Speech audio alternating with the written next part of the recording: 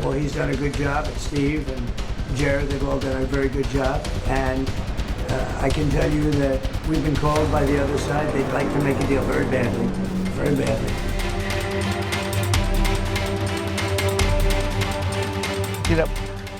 Tidak mungkin Iran yang minta untuk perundingan kedua. Itu nggak mungkin. Ini kan bluffnya Amerika, Trump kan dari dulu begitu, ya kan? Nah, lebih dari itu resiko untuk berperang jauh lebih besar ya. Opsi yang lain selain perundingan kan berperang, dan berperang biayanya lebih besar. Karena dalam pandangan saya, salah satu alasan kegagalan dari perundingan di Islamabad minggu lalu adalah wakil-wakil dari Amerika Serikat yang tidak kredibel dibandingkan dengan Iran. Misalnya Amerika Serikat.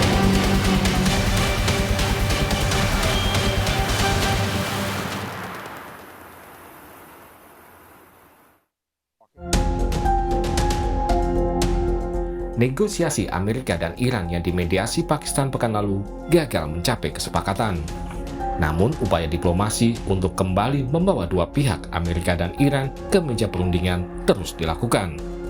Presiden Amerika Donald Trump mengungkap kemungkinan adanya pembicaraan lanjutan dengan pihak dari Iran. Ia mengaku telah ada pihak dari Iran yang menghubunginya untuk membuat kesepakatan. Well, he's done a good job, and Steve and Jared, they've all done a very good job. And I can tell you that we've been called by the other side. They'd like to make a deal very badly, very badly. They will never have a nuclear weapon. Iran, you marking it down? Iran will not have a nuclear weapon. And we agreed to a lot of things, but they didn't agree to that. And I think they will agree to it. I'm almost sure of it. In fact, I am sure of it. If they don't agree, there's no deal. There'll never be a deal. Iran will not have a nuclear weapon, and we're going to get the dust back. We'll get it back either. We'll get it back from them or we'll take it. Panglima Militer Pakistan, Jenderal Asim Munir, terbang ke Teheran untuk menemui Menteri Luar Negeri Iran, Abbas Araghchi. Media Iran menyebut pertemuan kedua tokoh tersebut untuk membahas kemungkinan pembicaraan putaran kedua antara Amerika dan Iran. Pengamat Timur Tengah, Sulvan Lindan menilai tidak mungkin Iran meminta diadakan perundingan tahap kedua. Klaim Trump bahwa Iran ingin melakukan perundingan kedua dianggap sebagai kebohongan. dia mengatakan bahwa ada pihak Iran yang menghubungi dia untuk perundingan tahap kedua, kan gitu. Itu pasti bohong. Saya tidak yakin. Karena masalah luar negeri di Iran bukan ditentukan oleh presiden atau eksekutif. Tapi rahbar, yang dipanggil rahbar itu Ayatollah, yang sekarang dijabat oleh Mujtaba Khamenei. Dia yang berperan 100% menyangkut masalah-masalah luar negeri. Termasuk masalah perang, IRGC dia juga. Makanya presiden tidak pernah muncul. Karena menteri luar negeri memang di bawah Mujtaba. Tidak mungkin Iran yang minta untuk perundingan kedua. Itu nggak mungkin. Ini kan bluffnya Amerika, Trump kan dari dulu begitu. Ya kan? Nah, karena apa? Iran tahu betul bahwa ini kebohongan-kebohongan akan terjadi. Tanggal 22 Februari lagi berunding, tahu-tahu menyerang Khamenei, meninggal. Ya kan? Kemudian perundingan ini juga apa yang terjadi? Yaitu Israel bombardir Lebanon habis-habisan. Ini Iran nggak mau. Iran bukan hanya perdamaian dengan dia, tapi dengan Israel dan kawasan harus aman. Ya kan? Jadi Iran menghormati mau datang ke Pakistan itu faktor tetangga aja. Sementara pakar hubungan internasional Julius Purwadi menilai perang merupakan opsi lain untuk mengakhiri konflik selain melalui perundingan. Namun biaya dan resikonya lebih besar. Karena itu perundingan menjadi opsi yang lebih baik. Dalam situasi seperti saat ini, Amerika lebih membutuhkan proses perundingan dengan Iran. Lebih dari itu resiko untuk berperang jauh lebih besar ya.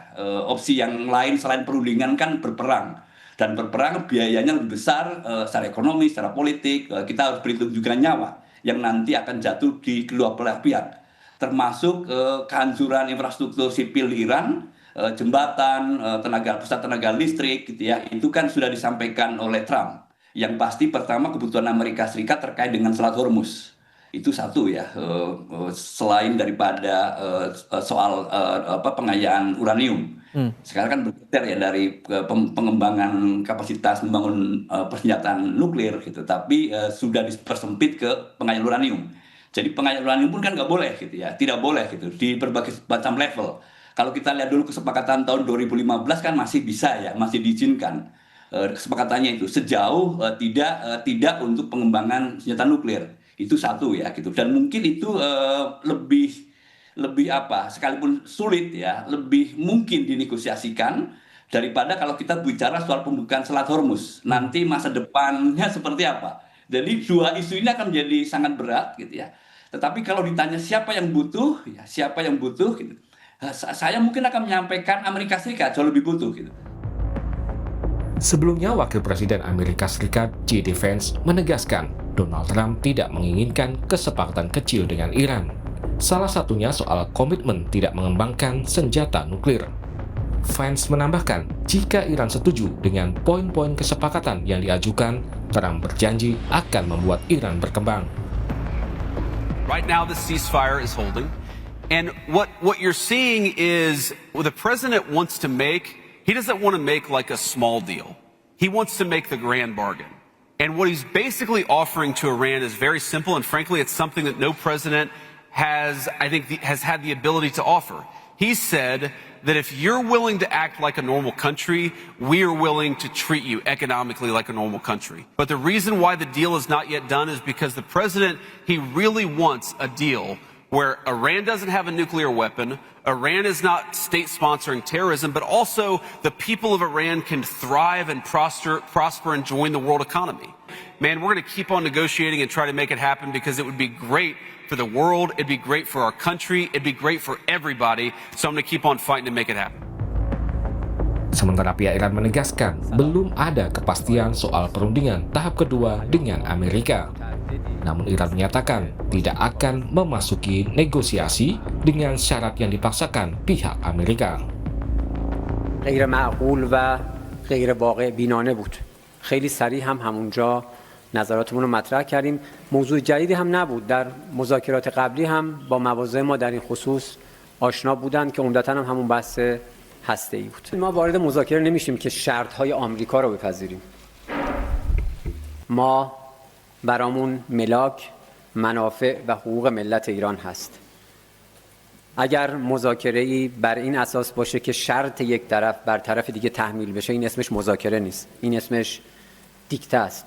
تحمیل هست و میدونید که جمهوری اسلامی ایران، ملت ایران هیچ وقت چنین تحمیل و دیکته‌ای رو نمیپذیره. Pakar hubungan internasional Teguh Reza Shah menyatakan pihak yang terlibat perundingan harus melakukan evaluasi agar kegagalan di perundingan pertama tidak terulang lagi. Teguh menyoroti perwakilan Amerika yang dinilai tidak kredibel dalam melakukan negosiasi. Sementara Pakistan sebagai mediator juga harus bisa menjelaskan secara terbuka mengapa perundingan sebelumnya mengalami kegagalan.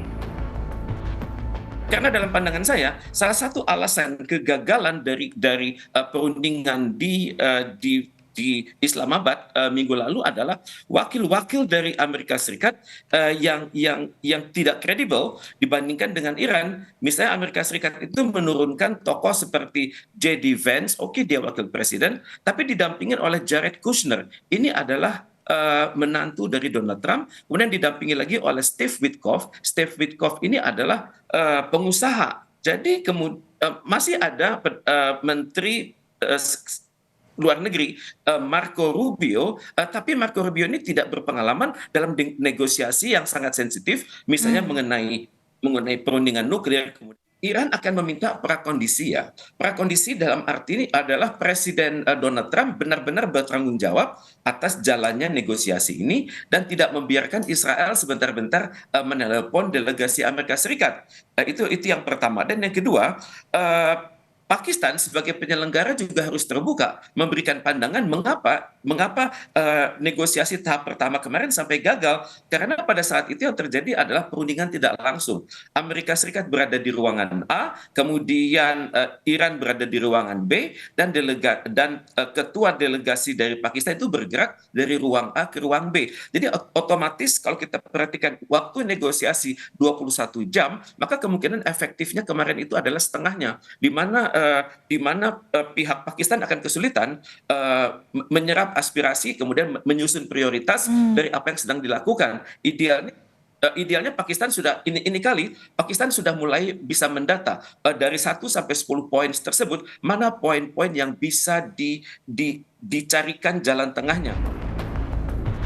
Di tengah upaya untuk melanjutkan perundingan, Amerika saat ini melancarkan blokade terhadap Selat Hormuz.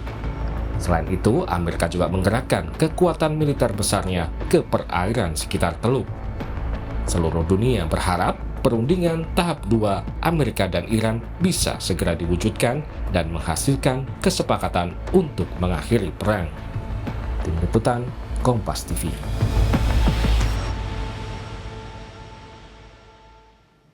Ya, Saudara, Amerika Serikat belum menetapkan batas waktu terkait blokade militer di Selat Hormuz untuk menekan Iran di tengah konflik yang masih berlangsung. Pembahasannya